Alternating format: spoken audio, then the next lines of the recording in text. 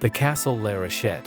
The first buildings on the site date from the 11th century and are situated on a promontory of Luxembourg sandstone and dominate the valley of the Ernz Blanche, a tributary of the Sûre, by about 50 meters.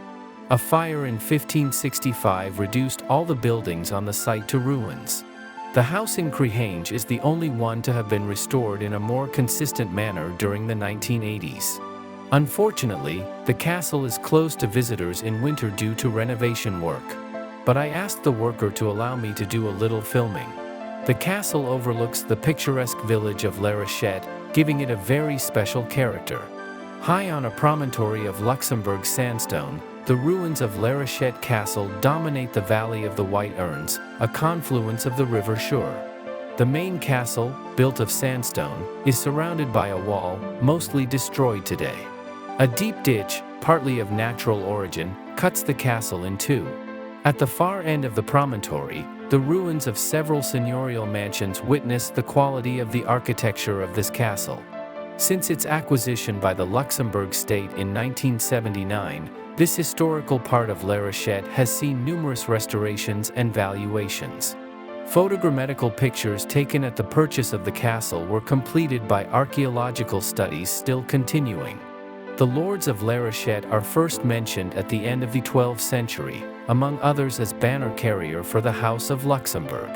At the end of the 14th century, 5 seigneurial houses stood inside the walls of the castle.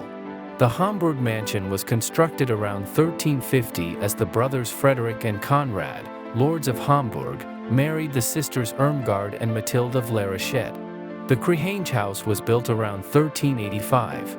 At the end of the 16th century, however, the castle was destroyed by a fire and remained in ruins. The Créhange house, of formidable architecture, was restored from 1983 to 1987. The Hamburg mansion is still being consolidated. Besides the restoration and consolidation, vast excavations took place all over the area of the castle. The results of this archaeological founds will allow to complete the knowledge about the history of the castle. It seems as if the origins of the lords of Larochette were in Aurin. They became very influent and, from the 18th century, they were the most true vassals of the Count of Luxembourg.